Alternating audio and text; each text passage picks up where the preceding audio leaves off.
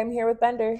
And I'm here with Sydney, and this is BS Astrology. What's up, y'all?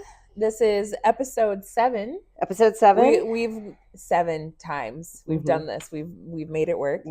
Today we're going to be talking about February 17th to the 23rd, 2025. We have just a couple of like major things, but really everything else is just about like flow and moon. We have the moon in Libra to moon in Capricorn for this week. So there's some cardinality going on there. On the 18th, we have Pisces season begins. And then on the 20th, we have Mercury square Jupiter at 11 degrees. And that's all we have. Bye, everybody. No, have a good day. No, but this might be a welcome break because especially the last couple episodes there's been a lot going on. Yeah, there's a lot going on astrologically. So maybe this will be a week where people can take a breath for a moment. Definitely potentially. Yeah, I mean, there's going to be moon stuff going on. Yeah. So let's get into it. We have Monday, February 17th. The chart that goes up is going to be a 6 a.m. chart, but, just know that other things will be going on in times that aren't 6 a.m. Right. And at this particular day, at 2:53 a.m., that's how we're starting the week. Moon's going to be in Libra, quincunxing Uranus and Taurus at 23 degrees. And through most of the first half of the day up until 1:15, it's just going to be a lot of minor aspects with Moon in Libra. We have quincunx in Uranus. We have a sesqui-square in Jupiter and Gemini.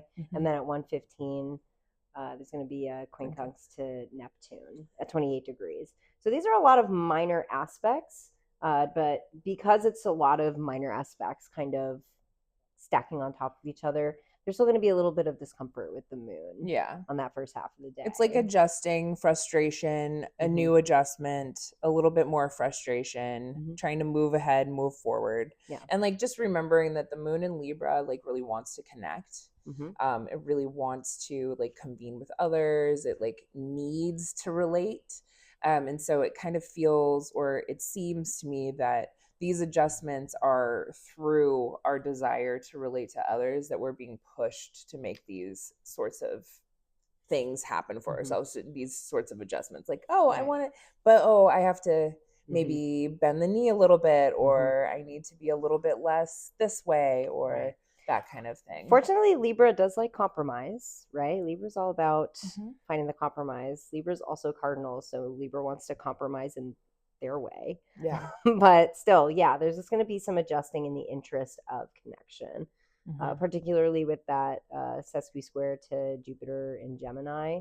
Gemini is all about conversation. It's another air sign. Yeah. So I definitely think there's going to be some adjustments and some discomfort around. Could even just be like you just can't get a conversation to flow. That part of the morning, fits and starts kind of thing. That's kind of what it sounds like.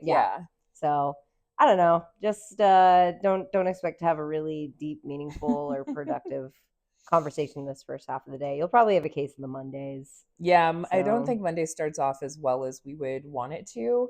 And then we go later in the day, so we're past lunch now. 3:23 p.m. We have the moon in Libra trine the sun in Aquarius. So that is very social. Yeah. That is a flowing, idea forward, future thinking, really working within the group for everybody's kind of goals in mind, ideas in mind. That kind of flowing aspect, which is fantastic considering that all of these weird little shenanigans and adjustments have been happening until that flowing aspect, but it takes all day. It's like all of these meetings. It's like, can you meet me for a meeting? And then it's not really quite right. And it's like, can you meet me for another meeting? And you're like, no, no. And then finally something clicks into place. Yeah.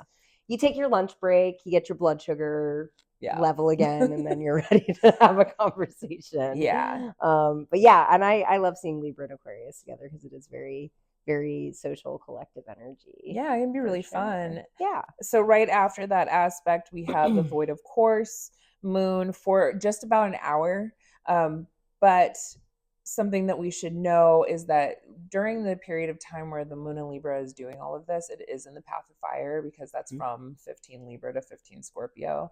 So this is kind of a treacherous territory for the moon. And the sorts of conversations and decisions it's trying to make. It's like if we were doing a horary or trying to do some sort of election, we wouldn't do an election for the path of fire moon. And certainly in a horary, if someone were asking a question, nothing would come of that question. Got it. So it's just kind of it's almost like whatever gets decided during this period of time, kind of don't expect it to really go anywhere. Got it. It's going to be a lot. That also feels a little bit Libra, right? Like shadow side of Libra. It's that surface level, like, oh yeah, everything's fine. Yeah, that's great. And then you're like, that's not going to happen. Did that even get worked out? No. But you're already like driving home in your car. Yeah. You're like, that was stupid. Yeah. You just said it to yourself. Yeah. So 4:19 p.m. right before work ends, for lots of people, let's just say like the 9 to 5ers or the people who work from home until, their kids are back from, playing sports or whatever. Moon enters Scorpio, the saddest of moons, the meanest of moons, the crankiest of moons. Yeah, the most sensitive, the most withholding of moons, the most sensitive of moons. We're being very hard on a moon in Scorpio. We always are. We are. We have trauma. But the moon in Scorpio is in her fall.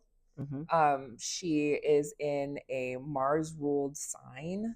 Not great. However, moon in Scorpio with this Mars in Cancer, there's a reception there that is really quite extraordinary. So some things might work well, if not entirely too emotional. Yeah. And I would say like it's another one of those things where it could work, but or like to what end? Yeah. It's like it's like at what cost, right? Are you gonna get your needs met? And it's also, just to add on to that, at toward the end of the night around 9:30, we've got moon squaring Pluto. If you look at modern astrology, Pluto is Scorpio's ruler. So this is an emotional confrontation. In kind of internal external confrontation, because Aquarius is external. But that Scorpio, that is feeling deep inside. And one of the beautiful things about a moon in Scorpio is that they literally feel it all, the depth and complexity of all emotion.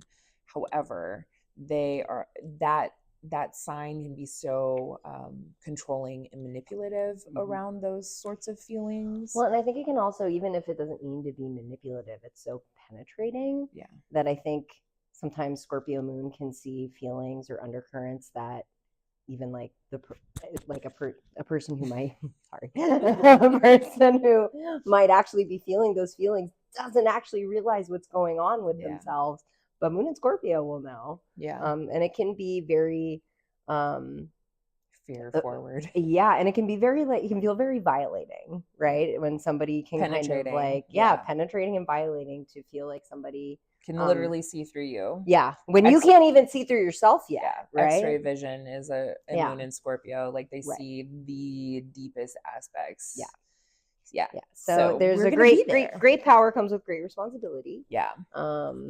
So that's kind of what we're dealing with that moon square Pluto, and moon being in Scorpio that evening, as we are talking about kind of an emotional confrontation, and maybe some of that X-ray vision, kind of seeing what's really happening, for better or worse. Right. And even if we kind of go macro and think about like the people, right? The people now are feeling hurt. People are hurting. They're, feeling a confrontation is brewing between, government, the bigger forces of power structures. Pluto. Pluto. And something is building, right? And so anytime, we're going to continually have this come up, especially whenever any planet comes and has a confrontation with Pluto by square opposition, especially. But the moon is always going to be about our emotions and our ability to regulate our emotions, right? And our habits and our patterns, patterns that were passed on to us. Yeah. So it can be like really, especially when we're talking about like the feelings that Scorpio is digging into, it's definitely like those really deep-seated integrated patterns that we have that A, we might not even realize we're expressing, but B, can be really, really difficult to get to the core of. Yeah. So yeah, I would say that's kind of how Mondays and Pluto's asking the moon to eliminate something. Yeah. Right. So like the moon is going, I feel really protective and I feel, probably a bit obsessive and really, really hurt. And Pluto's like, you got to relinquish some of that. Let that go. And that doesn't feel great. 2 fixed signs. But so just know that the moon will be in Scorpio for 2.5 days. That's how long a moon is in any particular sign. So we're riding with the moon in Scorpio into Tuesday, February 18th. Where sun goes into Pisces. Yeah. It's the beginning of Pisces season. Let's talk about the ingress a little bit because that's, Pisces season. It's creative. It's spiritual. Dreamy. Yeah. We're finally starting to see a little bit more daylight. I would say that Pisces season is when you first start to notice the days getting a little bit longer. So there's a lot of hope that's infused in Pisces season.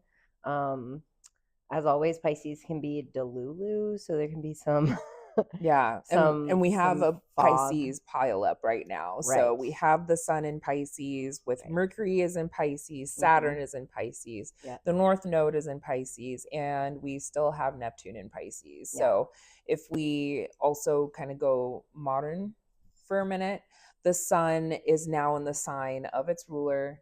So this whole sign is just lit up. Pisces is just bing, bing, bing. Which can be a little weird for Pisces. Pisces doesn't necessarily like being lit up, right? Pisces can represent our subconscious and things that we're hiding. So it's kind of like things that are typically in hiding or kind of like happening under the surface. It's the ocean. It's the depth of the ocean, right? Pisces is a watery, intuitive, emotional, spiritual, can be delusional, can be about illusion and disillusionment. It can be about art and creativity. It is psychological. All of these things are kind of being thrown or thrust into the limelight with the sun being like, hi, I'm here. So wherever that sign is in your chart, depending on what house is kind of bringing that house into a spotlight. So if you are a Pisces rising, that's your first house. It's all about your identity, and so on and so forth. Like I'm a Virgo rising, so relationships will be highlighted for me by whole sign. Fun 7th house stuff. And it's 12th house for me, baby. So it's gonna lit up all the shit that I try to hide. So it'll be, with all of the Pisces pile up, I think it'll probably feel a depth of intensity that we're not necessarily very used to, or we haven't had to deal with all of the water for a minute. If your sun in Pisces sitting on your midheaven or something crazy like that, maybe you're used to feeling exposed like this. And maybe you're just making like the wildest art. Could be that. Or just like really, or like really, really creative solutions to things. Or your time in the ashram is incredible. Having a really psychedelic drug trip or something like that. But so sun will be in Pisces, and that also is a little bit supportive for moon in Scorpio, right? We've got now we have moon and sun in water signs, so that can be a little helpful for our little Scorpio moon here. And the moon and Mercury will be in a trine, pretty close aspect during that ingress. And so there's something about like being able to put like truth to your words and like truth to power, and being able to kind of communicate like the depth of feeling and passion and emotion that a person has. So that feels supported. That's a great word. Especially with that trine, right? Like it's not going to be this like awful, I mean, it could be emotionally charged, but not in such a way. Just with a trine, I think that it'll be a little bit easier to receive it. Right. A willing purge. Yeah, a willing purge. There we go. That's a good way to put it. Especially with Scorpio being about like literally purging or like Mhm. eliminating. So like potentially there's the ability to like verbally release all of the things that you've been feeling, intuiting, sensing. This is very sensory, like feeling within, how all the water in your body moves, kind of in a weird way. Sensory is a good way to put it, right? Yeah. Yeah. It's a lot of water in the sky, though. Mars is also still in Cancer, retrograde, so it's just really watery. Really watery. And that's how Tuesday is starting, right? This is like just before 8 a.m. You have that moon trine Mercury. So that's how we're kind of kicking off the day. Yep. Later on in the morning, we've got moon in Scorpio. It's quincunxing Venus. And that's not great. Not great, right? That's a discomfort. There's some sort of relationship dynamic here around our values, around how we literally show up in relationship. Potentially it's about, one person or the one idea is around getting as deep and inside of something, where Venus is like, I'm gonna go and do my own thing. I need to protect and take care of me. Right. So there's an adjustment that needs to happen inside of relationships. This is also a pretty Martian quincunx. Very. Because we've got moon in Scorpio and Venus in Aries. So we have the two Mars-ruled signs experiencing some discomfort together. Yeah. So both ruled by the same Mars. Yeah. Yeah. So there's a word for that. I forget what it's called. I just learned it.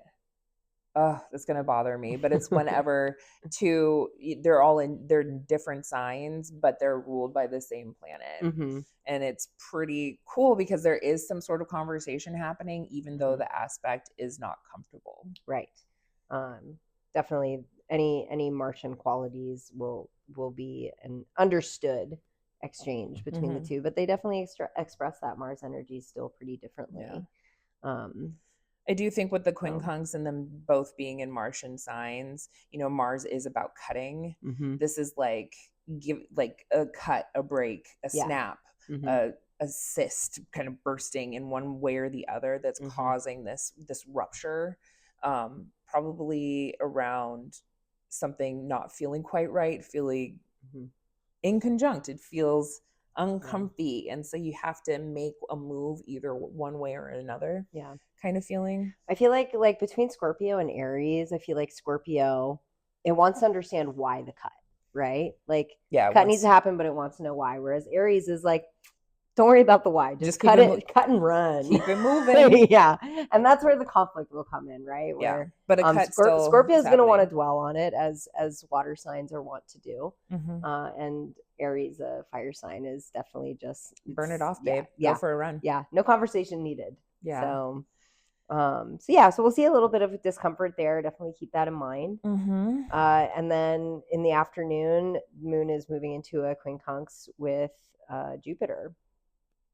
So kind of just more discomfort. And it to me, I think because Jupiter and Gemini has been about so much like information and ideas, and the moon in Scorpio is really trying to get deep, but Jupiter and Gemini doesn't want to go deep. And so that's where the break happens, is like, I want to go deep, and like, I just want to say all of my ideas. And so something will have to adjust, and it can't be kind of put back together. And that's kind of like the vibe through the day, right? Oh my God. Is like, you're gonna want to go deeper, you're gonna want to like obsess over something, and the context that the moon is making on this day just isn't inviting that kind of depth, right? It's definitely like wanting to go deeper, and just meeting a lot of energy that is a block, a break, a wall. Exactly. So might be a day of thinking about, am I overthinking things? Right? Especially with that evening aspect of moon sesqui square Neptune. I almost feel like it's trying to go deeper, and you meet a flood of water. You just an absolute flood, and then all of a sudden you're just like hitting your head against all of this feeling and emotion, and it's nowhere to put it, and it's deeply uncomfortable, and there's nowhere to go, nowhere to hide. Yeah. And that's how we ride out Tuesdays. So if you're trying to make any big decisions, I would say Tuesday's not the day for you. No, I would say this is a day to definitely focus on emotional regulation. Because again, you're going to want to be feeling things deeply. You're going to be wanting to dig deeper, and the astrology of today just doesn't call for it as much as you want to. Yeah. Yeah. So yeah, just work on regulating today. Don't expect to really get into the depth of things right now. Yeah. And you're going to feel regardless. I think Mhm. we're all just going to be really feeling it. Yeah. But there's nothing we can do, and there's also nowhere to hide. Yeah. So this isn't like also putting your head under the covers and hoping that it's la la la all going to go away. There's a whole bunch of different confrontations that require the kind of regulation that you're talking about, Right. and adjustments going forward. Mm-hmm. Yeah. So should we move on to the next day? Yeah, let's hit Wednesday, February 19th. There you go. We're starting the day at 3 a.m. So if you are a super early riser, you might feel this, or you might be sleeping. But we do have a nice moon trine retrograde Mars at 17 degrees. A Martian ass trine. Martian ass trine. Get stuff done. Yep. Yeah. Get some stuff done. It's going to be, two water signs trining each other. Yep. This could actually be a nice moment for retrograde Mars after all the shit we've been dealing with. It could kind of bring a little bit of the reception, right? So like Mars is receiving the moon in Scorpio by domicile, and so like he probably feels a bit more comfortable and a bit more at home. Baby, we're not playing with this right now. I love you so much. I do. No, but later. So there is, potentially feeling the way forward, feeling as if you know exactly how you want to take action going forward, and considering that we're just days away from Mars finally going forward, that maybe there's some sort of emotional clarity here about the ways that we want to behave and move in the future, especially in regards to any issues that you may have been dealing with, wherever Cancer hits your chart. Yeah. Whatever you've been dealing with since Mars went retrograde, which do you remember that date off the top of your head? No, I should probably write that down at some point. Yeah. But Sid's usually the one who's good at remembering that stuff. But it was forever ago. I think it was it's like 2 months ago. Yeah, it was like November or December. So like we've just been really it's just been fucking forever. Everything feels like walking in mud for me, like running through water. Yeah. Like water that's like that high up, so it's on your calves and you're trying to run as fast as you can, and it's just slow. And you can only do the high knees for so long, and it's sloppy and it's exhausting. That's what this Mars retrograde has felt like, is like, I have to move forward. I have to consistently reconsider how I'm moving forward, and it's going too slow. Yeah. It's definitely felt for me like things keep piling on, and it's stuff that you can't put off, but also there's no time in the day to do it, and I have no emotional or physical energy to get that stuff done, but it keeps piling up. That's what it has been feeling like for me. It's like do one thing, 3 more things just get put on the plate, and you're like, really? Right when you think you're about to get ahead, or at least like break even as far as like your time management goes, something unexpected happens and you're just like right back knee deep. Just not enough time, not enough space, not enough energy, not enough. Like, I think people feel really emotionally tapped right now. I know that that's how you and I both are right now. Every time we meet up, we're like, how you doing? Oh my God. But also, in my conversations with people, I think people are really feeling kind of at their wits' end. They don't know how much more they can emotionally take. Right. And again, we're seeing that in micro and macro. Like the macro conversation about why we're feeling tapped is pretty obvious at this point. There's a lot of political turmoil going on. There's a lot of uncertainty and just a lot of like, especially with Jupiter and Gemini, just this like information overload and like no things that you want to hear. It's all bad information, so we're all just kind of getting like pummeled by that.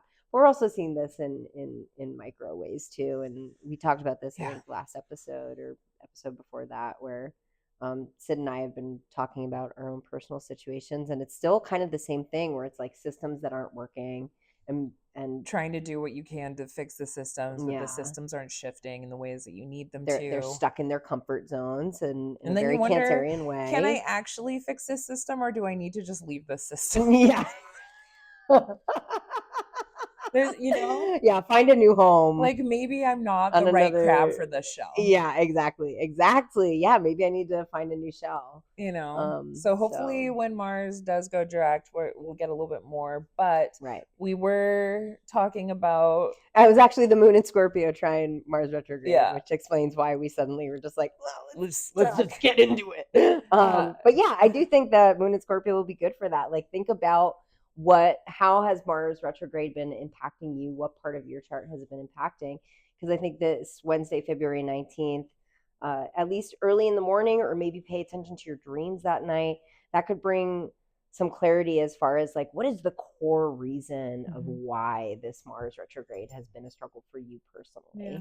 That could be again, moon in Scorpio loves to get to the core of things. Yeah, I mean, and I also just think like in the morning, especially in the morning of Wednesday, really until afternoon, we have like this flowing type of energy that even happens during the void of course. So when void of course happens, again, as a reminder, don't start brand new things, finish up old things. Don't go shopping in the morning. No. Like after 8 a.m., like don't go grocery shopping until the next day. Mm-hmm. Just so you know, like save your grocery money. Mm-hmm. But like, we have Moon in Scorpio, we'll trine Saturn. So, there's emotional regulation being able to kind of happen there, which is great after the previous days of like probably all this kind of stop, start, deep up, Yeah. ouch, Trying to communicate, it's not working. Yeah, all of that stuff. And then we go later into the day, 3:47 p.m. Pacific Standard Time. Moon in Scorpio opposes Uranus and Taurus. So this is emotional deregulation. Yeah. Emotional deregulation. This is an aha moment, an emotional aha moment. Like, oh shit, I didn't know that I would, something was being expressed that way, or someone gives us an insight around how we've been possibly behaving, or how we feel. Differing value systems, I think, could be a huge part of this. It could be. Sure. Yeah. So something could be shocking you, something could be shocking us collectively. This can definitely have to do with something with banking. Oh yeah, for sure. Scorpio and Taurus being the money signs, Scorpio being the bankers, Taurus being about money, value, that kind of thing. So especially because then actually like an hour later we've got Moon in Scorpio sextile squaring Venus in Aries. And Venus can also be about money too. So there could be some conversations here about finances, about values, about what is mine versus theirs, what is mine versus yours, or your partner's finances or money. There could also be something about, Moon in Scorpio is complex and Taurus is about simplicity. And so when the moon comes and opposes it, there is some sort of release that has to happen here because it's an opposition regardless. So an emotional release, and it's sudden. We'll see what that. We'll see what it is. Yeah. But that's that's just kind of Wednesday. It's not. I don't think it's bad. Like there's some discomfort in the afternoon, but I think that the moon starts us off with, like you said, there's a nice supportive trine to Saturn, and then that trine to retrograde Mars. So there's a lot, and all of this is in water signs, right? So we've got emotional. Yeah, we've got a lot of emotional, psychological. Yeah, maybe some like psychic input that you could get, intuition. So I think it's really important to pay attention to your intuition, or what spiritually you might be guided to in that morning. A lot of this can feel really internal, not necessarily the external world is reflecting this to you, that this is all stuff that's happening inside, especially with the moon in Scorpio is like very And it's big stuff. It's stuff that, later on there's going to be some stuff where you can start to express that outward. But that inward processing is so important, and we don't talk about it enough, I think. Yeah. How highly productive it is to just be in your feelings and think about it, And that's a great thing about Moon in Scorpio. Is you got no other way. There's no way out but in. Yeah. Yeah. So it's going to be a little challenging in the afternoon. We might get some shocking information. There might be some issue with finances, but we have those opportunities earlier in the day to kind of be emotionally processing, which and also get some things set in motion around the things that you need to do. Like try to ride the trine, like ride it like a pony. Like I'm okay. These are the things on my list. I'm just going to knock these things out. I'm just going to kind of keep my head down, do what I need to do, and go forward, because then we go into Thursday, February 20th. Early in the morning, the void, of course, will end when the moon enters Sag. So like whenever Sag moons happen, it kind of lightens up. Yeah. It wants much needed lightning. Yeah, it wants to ride off on its horse. It wants freedom. It wants to explore. Yeah, there's a bit more of like a philosophical processing around emotions. Like, this is why I feel this way, instead of,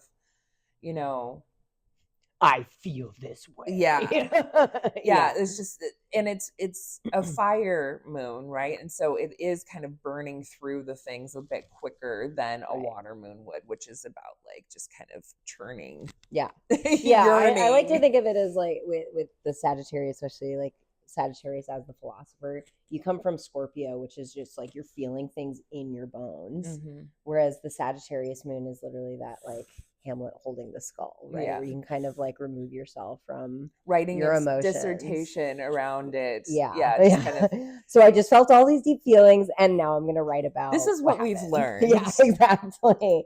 So, and that can be nice as long as you didn't burn everything in your path during Moon in Scorpio.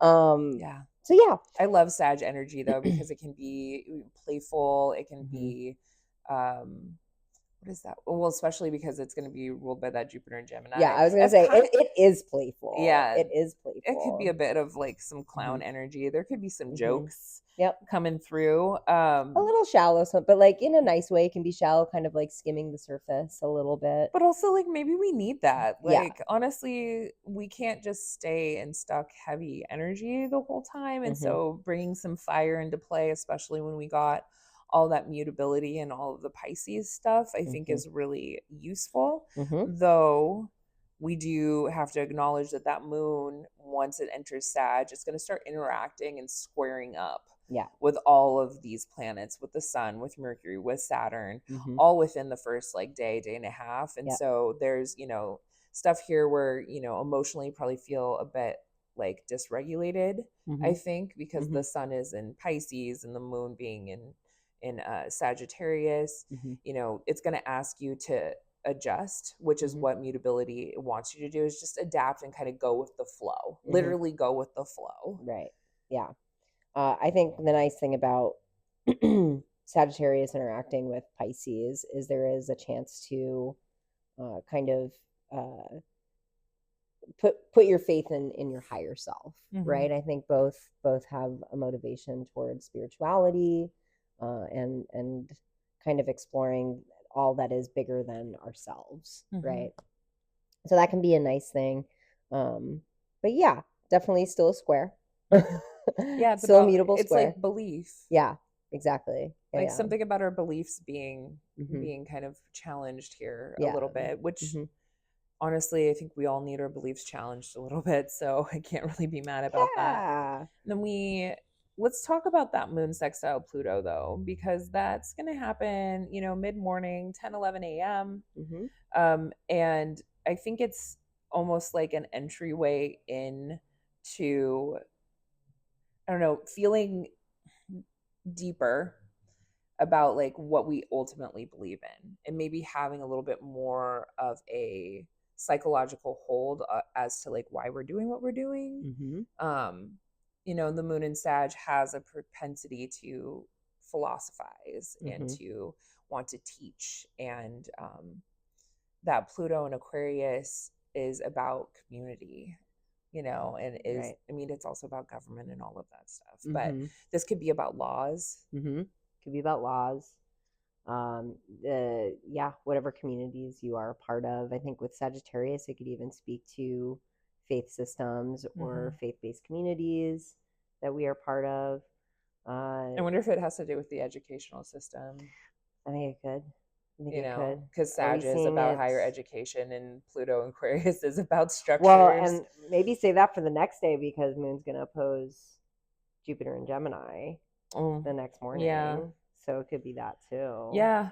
Yeah. And maybe that's kind of one of the things that's, building up towards the end of this week is stuff around the educational system. Like we're already getting some data now. I mean, we're filming this on the 10th to go back in time to meet you when you're present.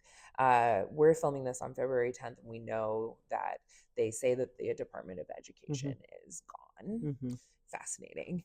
We'll see how true that is or what that means. Yeah, I mean, and also like we have to keep asking ourselves, how true is this? We have Jupiter and Gemini. Like, how true is all of the information that's coming? Right. We have people who are just like saying what they say, like da da da da, and people are like, "That's canon," and we're like, "Is it really canon?" Because again, we're having a pileup of Pisces, right? So it can be saying one thing, but it actually is another. And I just keep wondering about the judges too, because judges are, typically ruled by Jupiter, I believe.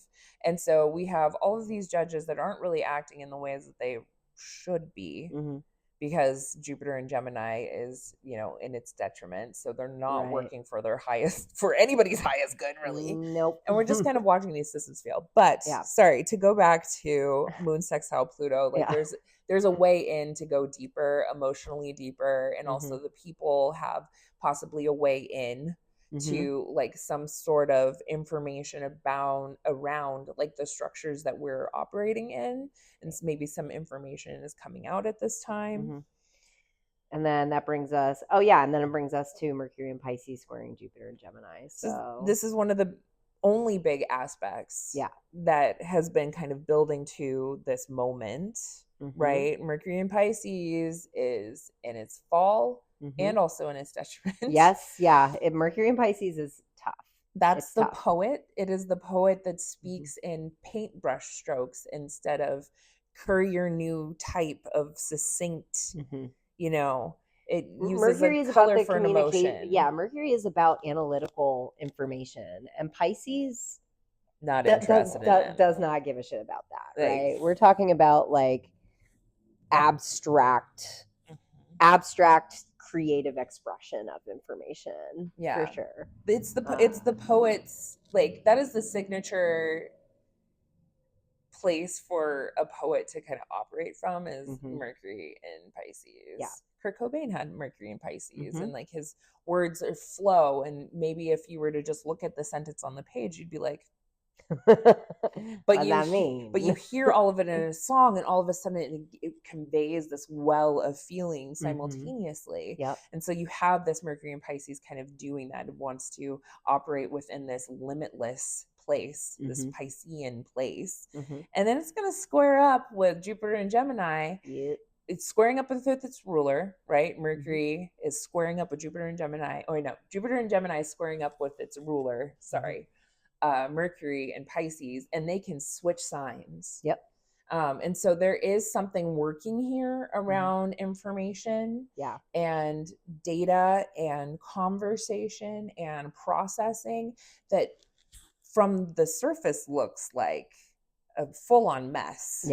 But probably maybe on a deeper level, it's kind of doing some things to kind of click into place. So the thing that's coming to mind with this is because we were talking about the Department of Education being potentially disbanded or annihilated entirely. But I think it's important to keep in mind that this didn't just happen out of nowhere, and the Department of Education has actually been pretty dysfunctional for decades now. So not to say getting rid of it is the right call, but the reason that we are in this situation where it is vulnerable to being taken away in the first place is because of mismanagement over time. So I'm wondering if we're seeing through through transits like that, where when you're talking about things clicking into place, it's that kind of thing. Yeah. Where it seems almost abstract, right? Where we're like, how could this happen? The Department of Education is so important, but we actually haven't treated it as very important for a really long time, and our public school systems have been failing. Well, and it's a third quarter square. So this is something is like on its way to getting wrapped up rather than being realized. And it's uncomfortable regardless. There is a confrontation here. Something is, being kind of disseminated. It's a disseminating square. Crisis in consciousness, I believe, is what they use for it. So it's like we go, oh, fuck, something needs to be done. Yeah. We need to change and move our systems in order to, it has, squares have the energy of Mars. Right. So there's something that needs to be done here, and it's in flexible signs. Yeah. Too mutable. So we're talking about this need for adjustment. Yeah. And also there's an opportunity for adjustment here because there's signs that like to adjust. Cutting and adjustment with the square, with a mutable square. Yep.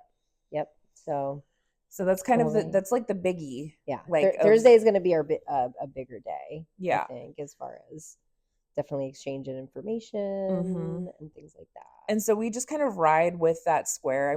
I'm so curious to see kind of what happens because there's really nothing else happening in the sky until late night, 11:30 p.m. Moon trine Venus. So now we can yet again kind of our needs and our values are flowing. It's fiery, so this is it's independent, it's freedom loving, it's adventure loving. Yep.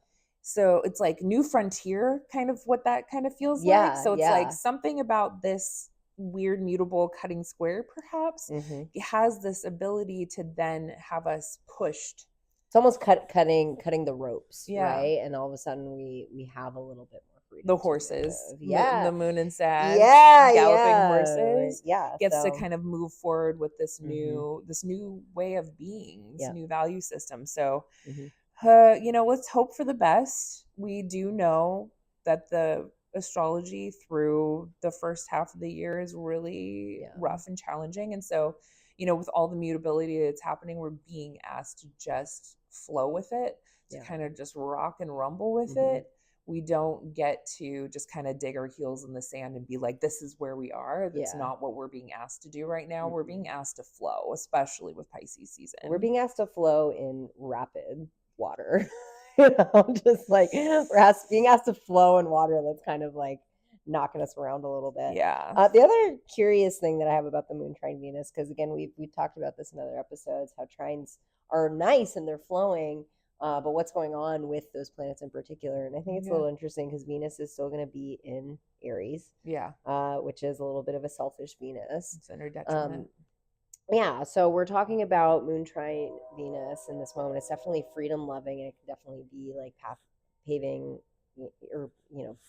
a path forward. But again, with all this trash astrology kind of on the overhead, I think it's just interesting to keep in mind because there are nefarious energies right now. Sorry about the train. Excuse the train. You're gonna get it anyways. So there are nefarious energies that will also be able to use this. So I kind of see, I'm just curious about what that moon trine Venus is gonna look like for a lot of people right after that Mercury Jupiter square. As far as like the really song that just came into my mind was like, you can go your own way. you just like ride it off into the sunset. Right. So I mean, I don't know, and maybe that's how we go to sleep, right? Is like, fuck it, we ball. It's a very fuck it, we ball kind of trine. But that takes us into Friday, February 21st. Now we have some, I think it's a little bit more fighty energy. We have right in the beginning of the morning, 4 a.m., the moon in Sag opposes Jupiter in Gemini. This is some sort of confrontation. This is an argument. This is a stop, right? The opposition, the head-to-head. Somebody's going to win. I wonder who. It's a quick, it's a pretty quick transit. But then at 6:53, we have moon in Sag square Mercury in Pisces. That's that feels messy, yucky. Kind of yucky. So again, we still have a mutable square happening here. So we're still talking about adjustments. Yeah. But Yeah. I don't know I that. don't have a lot of thoughts about this one. It just feels like it just doesn't. It's like the moon is translates. It's translating this light between. It's like it hits Jupiter and then it squares Mercury and then it like has this weird kind of energy where it quincunxes Mars and then it squares Saturn. Yeah. So it's just feels like a pinball machine almost. Yeah, I just this day feels like whatever you thought it was in the beginning of the day is not what happens by the end of the day. Right. Yep. By the end of the day, a completely different structure has like right. Because it starts with that opposition with Jupiter and Gemini. So again, it's kind of like being given information and then and then like you go right into the square with Mercury and Pisces. So you're right. It's kind of like receiving information and then throughout the day you're like, wait, this isn't what you told me it was. Right. And then you're like, I'm going to go do this. I'm going to go do this with this piece of information. And it's like, no, that didn't work. And then something breaks, you're being literally thrown into a different arena where you're like, oh my God, I have to adjust absolutely everything that moon quincunx Mars, everything that I've been doing. Moon. Yeah. It's a fire moon and it's going to quincunx Mars in Cancer. So yeah, I think it's going to be this like desire to do something. And then something emotional is going to stop you from being able to kind of move forward that day. Right, because it's quincunxing it, like the moon. Wait, Mars is quincunxing its ruler. Yeah. So it's like it's just I want to fight you. Oh no, now I have to change. What do you mean? Like no, there's something that I have to review here, kind of thing. It's anxious too. That's an anxious energy, trying to go and do something versus like being kind of forced into like feeling. You're like, I wasn't trying to feel here. It's this very like mutable, freedom loving sign that just kind of wants to like spread its wings and fly. And then you have this like very like matriarchal cardinal water sign that's like, but have you thought about how this is going to impact you and the people around you in this very emotional way? And Sag is kind of like, I don't care about that. But you're gonna have to care about that. And if we just think about like kind of if we think about the aspect of the quincunx, it gives off Virgo vibes. Yeah. So it's very like sacrificing, adjusting automatically, just like adjusting. There's stuff around like service anxiety.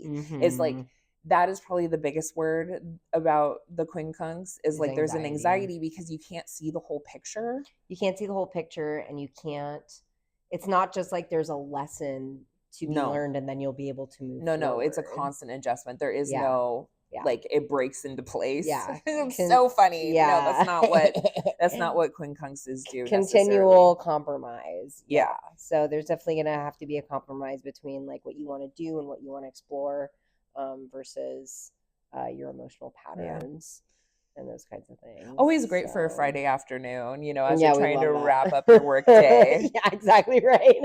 Like just being thrown at like shit gets thrown at the wall. It's like, deal with it. Yeah. Oh, you were hoping to have a relaxing weekend? Here you go. Oh yeah. And then at the end of the day, it's moon squaring Saturn. So and the void of course begins. So really, rough start to the weekend. And moon square Saturn. As someone who is experiencing that and as a transit right now, as Saturn squaring my natal moon, it is a womp womp feeling. Yeah. So I don't think that Friday night partying is going to feel great. It's not going to feel great.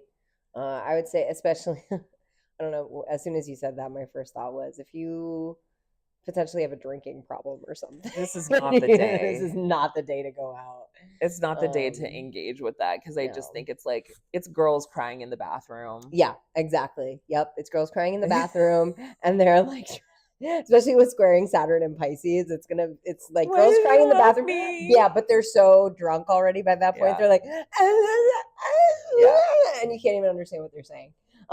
And they're like mad. Yeah, it's just you try to help them, and they throw their stiletto at you or something. I don't know. Yeah. But so Friday, you know, Friday isn't really quite giving the end of the week girl vibes that we want. So No. just kind of keep that in mind. Yeah. But let's Well, I just want to say one more yeah. thing as far as, and like maybe you can speak to this with the whole moon squaring Saturn, because I think a big thing with that is, because whenever I have like the moon squares Saturn for me, it's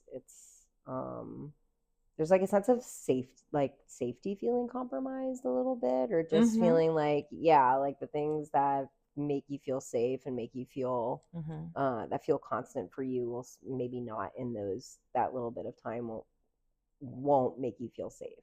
Well, and also Saturn Um, is about fear.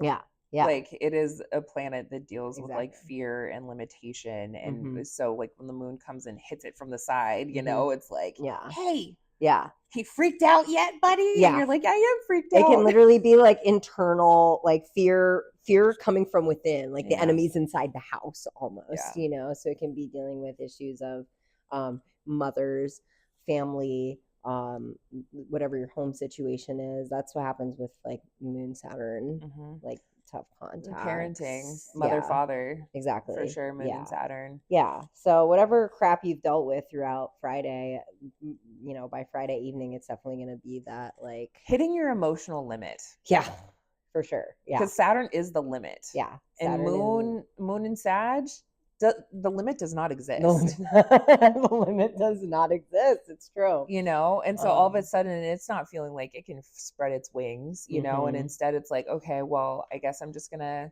adjust to this and like Yeah. crawl into a ball. And It's not the best Sag moon transit no, overall. especially because the void of course will begin. Yeah, it's a lot of wanting freedom and wanting that clown playful energy, and then a lot of things kind of like dampening Yeah. dampening the mood a little bit. But, Yeah. yeah. Yeah. Friday night. Oh, you know what? I feel really thrilled right now that I actually wrote down on my calendar, do not do anything on this day. I know, I'm serious. I will show you. It says I Friday. might have to do that it too. said day off because I Yeah. was offered to do a gig, and I Mhm. was like, I have this whole thing going on the rest of the weekend. It's taking a lot of time. I need a break. And I've just been like grinding so hard, just doing everything. And I was like, I need to say no to this. I need and I think I'm just maybe psychically feeling the limit hit. Like, Turns out the limit does exist. probably wouldn't be very much fun to perform during that. No, but that's a good thing to bring up, because it's a great point to make as far as like how can you actually be productive about knowing these transits are coming. Yeah. Right. Squares might always feel tough in one way or another, but we can always mitigate those feelings by just knowing that the limit does in fact exist. Yeah. For us. Or if you're like, I know that this is happening for a couple hours, maybe you don't schedule something, to happen during that period of time. Right. You wait until the aspect kind of lessens or it's moving forward. You don't necessarily want to go get your blood drawn when you have Mars on your ascendant, like that kind of thing. Yeah, exactly. You can kind of mitigate and adjust around some of these things to hopefully make life a little bit easier. But no matter what, we can't make the planets behave in any different way. Right. We can only adjust our viewpoint around what that means. Like, right. I see an aspect that says you need to maybe stop what you're doing and chill out. Chill the hell out. Just get quiet, go inside. Just because that's always moon stuff, right? No matter what the moon is, yeah. It's our internal processes with the moon. Yeah. And that's the thing with, and we still got a couple more days to go, but like what we've been talking about with this whole week is we're talking about a lot of moon energy. So again, we're still, even with moon and Sag, we're still talking about how so much of this is going to be like internal processing, right? Yeah. And it's also, isn't it, once we hit moon in Libra going forward to Capricorn, like this is all like this in the social, like the social moons. Even Scorpio, it's just, it wants to crawl into the side of your skin. But like it's almost like too social.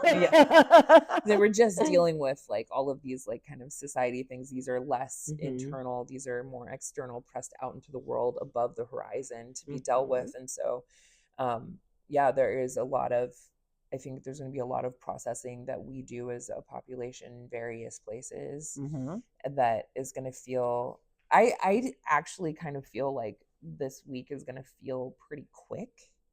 Yeah. Because we don't have any, it's just the moon kind of bopping through. I don't think it's going to feel nice. I think I want to make that clear, but I think it's going to move but quick. it's not going to feel like intense weight bearing down on us that makes it feel like we're sludging through the week. Is that kind of what you're saying? Yeah. I mean, that moon square Saturn doesn't look great, especially since I'm already dealing with that aspect like happening to me natally. It's like a double whammy. So like I really feel like I made the right decision there. But I just feel like with the moon just kind of really flowing through and having all of these adjustments and these little quickies, just like, now what, you know, and there's no really big things happening except for the moon adjusting into Pisces, which is, you know, definitely more emotional, definitely more spiritual than an Aquarius sun would be. So it's just like the lens shifts and then we just kind of flow in that for the week with the moon.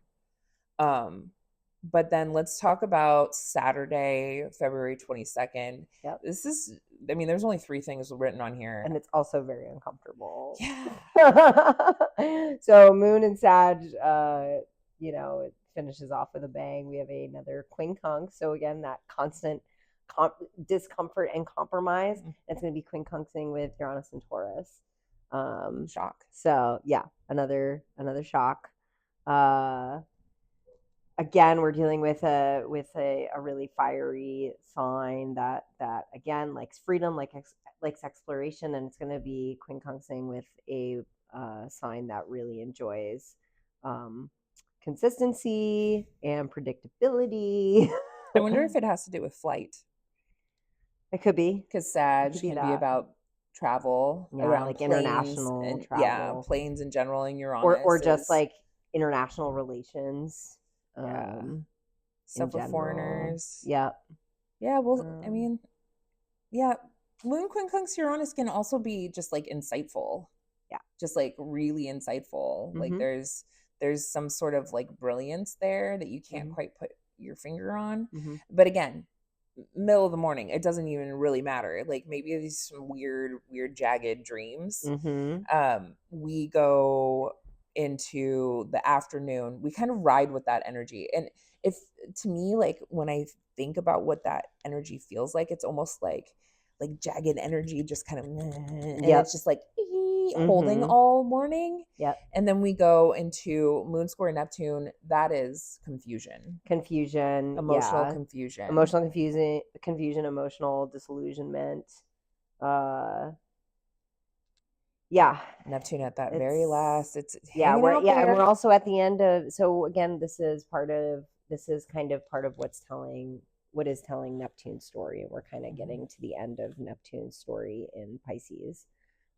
It's also moon square the node, so there's a choice point here being offered up, like whether we are going to release some sort of, you know, sense of that South Node in Virgo, like self-criticism and self-flagellation, definitely guilt, remorse, anxiety. Like, are we going to release that, or are we going to do the North Node in Pisces things, which is definitely trying to get more spiritual, more connected, universally connected. Yeah. And I just wanted to make a point because of what you said about like, are we going to make the choice to release it? And I think that's an important thing when we're talking about squares. There is a distinct lesson to be learned, and we can either choose to synthesize that information, internalize that information. If we choose not to, that square is going to come back and revisit us and keep biting us in the butt until we do learn that lesson. So yeah, there's definitely kind of, especially with the North Node, there is kind of that moment of, are we gonna choose to synthesize? Are we gonna choose to release? And I think it's, you know, the moon is moving towards the North Node, so it's in the northern bendings, so it's going towards the grander, bigger plan for all of us. Yeah, bigger spiritual, the bigger vision. May even be I mean, difficult for us to make sense of on a conscious level, But Moon square Neptune is confusion. It is Yeah. emotional confusion. Right. Just kind of ride out that weird haze for a few hours. The Moon will enter Capricorn, a more serious, stoic, about her business kind of Moon. At 3:09 p.m. on Saturday. So if there's confusion, Moon in Capricorn is going to be gonna clear it up real quick. We're going to fix that. Capricorn despises any lack of clarity. We're going to figure that out really quick. Yep. We're going to find all of the limits and the boundaries around that. But, Capricorn ruled by Saturn. Yep. Saturn's in Pisces. So there's still something about the Piscean dream that's happening here. Especially the day before we had Moon squaring Saturn. Yeah. So. And maybe it's like the Moon wants to get down to brass tacks around our belief. Yeah. Yeah.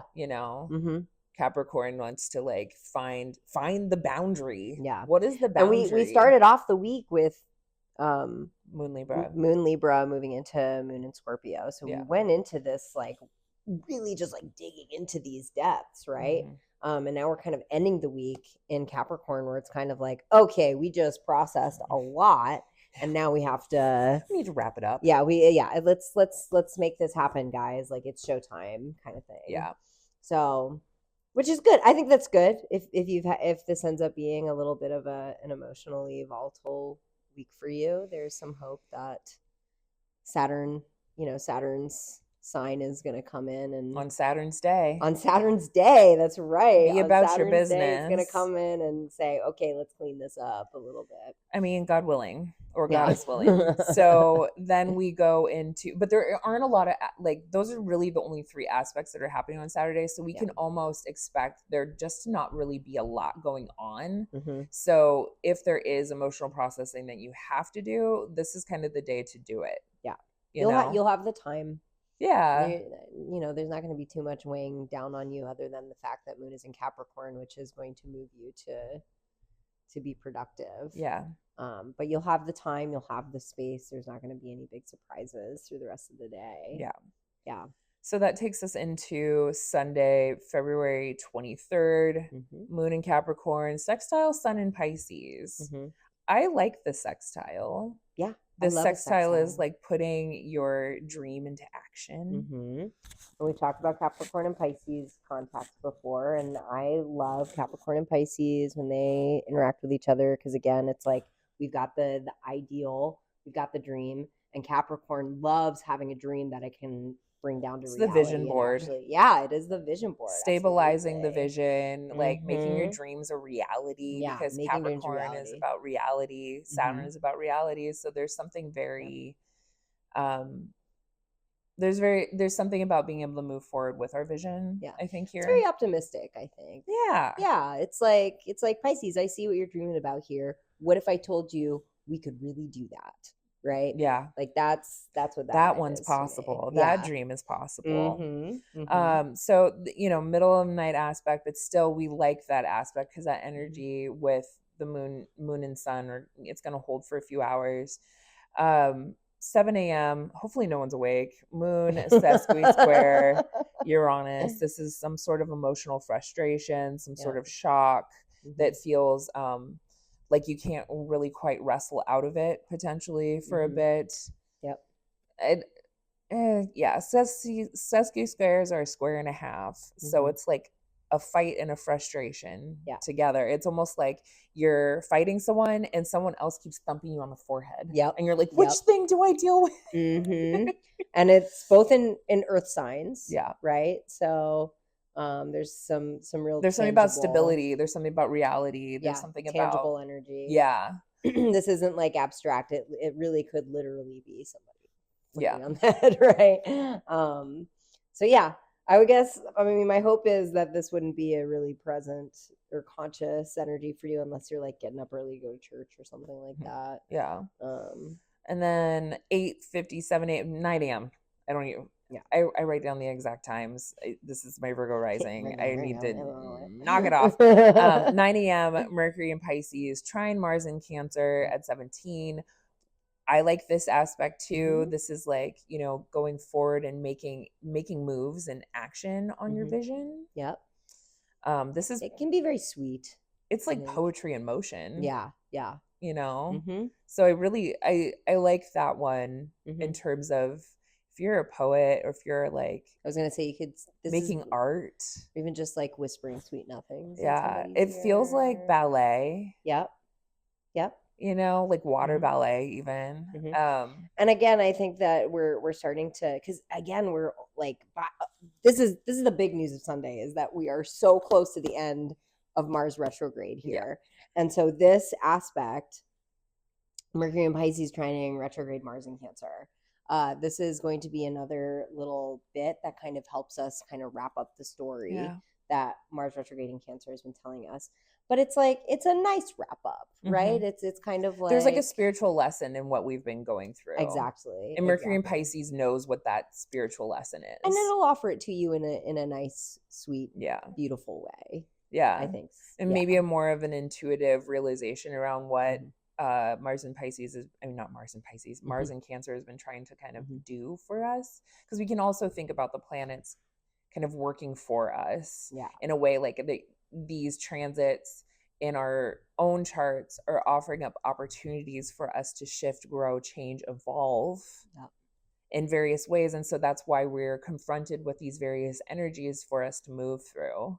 And so then we get these really beautiful, free flowing aspects that say, like, now we're going to tell you about that too. And again, with Mercury in Pisces, we're talking about, I like to think that this could be a moment where you are starting to make sense of why, or like what retrograde Cancer is trying to tell you. Why have I been struggling? Why has it been like this? And now Mercury in Pisces is going to come in to help you like dreamscape, like what you could make of all this, like how you can make how you can actually make whatever changes that you want to intuitively or internally shift in yourself. I like that.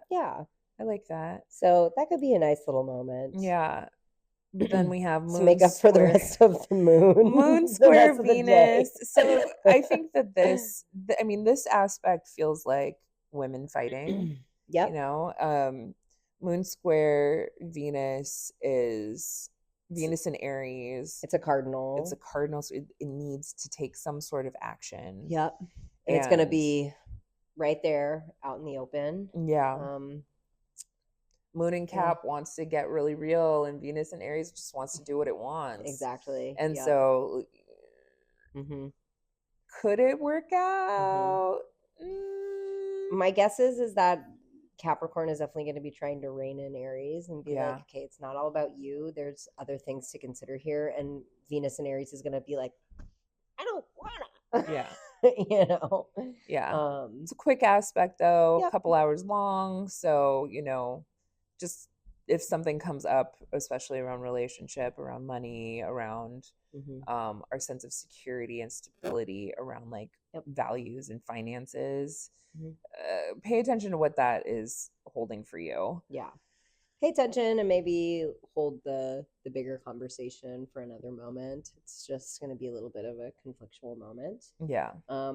Which will bring us into the afternoon by 1:14.